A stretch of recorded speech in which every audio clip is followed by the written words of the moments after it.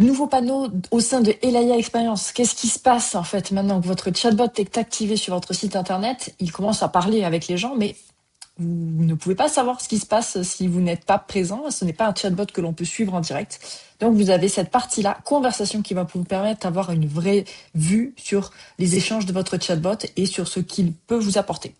Donc vous avez deux panneaux dans la partie conversation, donc les conversations, qui va lister l'ensemble des échanges que le chatbot a avec vos clients.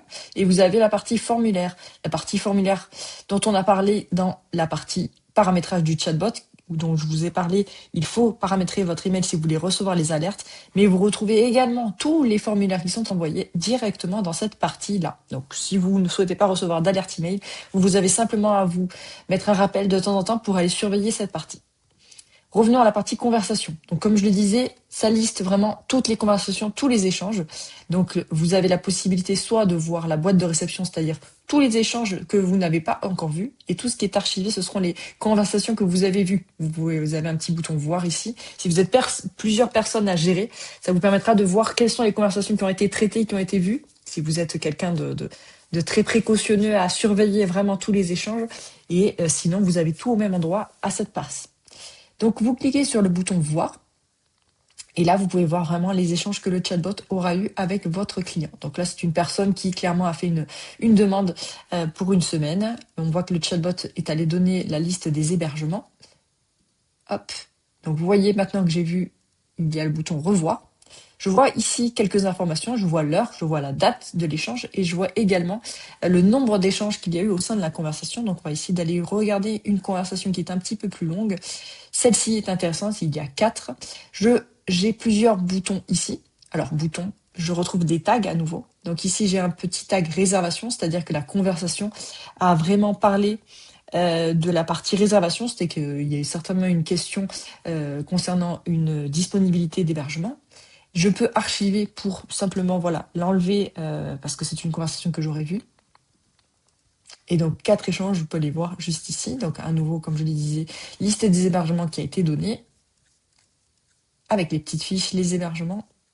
Et ensuite, après, d'autres questions. Donc on peut vraiment consulter et voir les échanges qu'il y a eu. Vous le voyez, Elaya est multilingue. Donc là, la personne a parlé en espagnol et les réponses se sont faites en espagnol. Ici, on voit des petits tags colorés. Alors, ces tags colorés, en fait, je les retrouve ici. C'est l'IA qui, par contre, ce ne sont pas des tags que vous allez pouvoir créer, vous.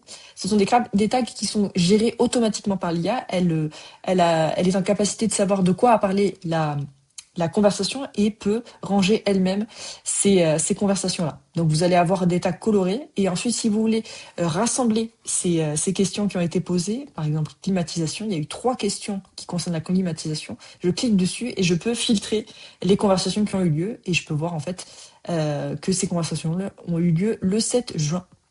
Ici, vous voyez que j'ai d'ailleurs filtré sur la période. Je peux, remonter, faire une période beaucoup plus large et j'aurai des échanges qui remonteront un peu plus concernant tout ça. Et d'ailleurs, vous voyez que les chiffres ont beaucoup augmenté parce que j'ai mis une plage de temps beaucoup plus grande. Je peux également faire une tranche horaire si je veux vérifier qu'il y a eu des questions qui ont été très posées sur un temps donné. Et la longueur de conversation, je peux également faire un filtre, de savoir s'il y a eu... je veux filtrer simplement les échanges les plus longs. Hop, on va partir sur ça et on va enlever le petit tag.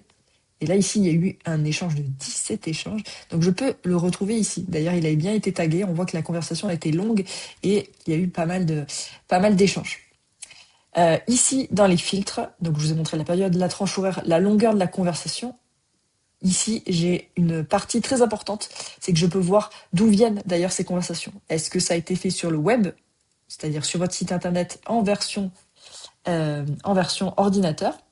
Et sinon, j'ai aussi la partie app, c'est-à-dire que le chatbot Elaya, vous le savez, est intégré dans votre application My Elaya, si vous avez pris cette option-là, et vous allez pouvoir retrouver toutes les conversations qui se font sur votre application, ce qui vous permettra d'avoir un petit peu une visu sur le taux d'utilisation de cette application et du chatbot d'ailleurs, qui peut être très très utilisé par les gens déjà présents sur le camping.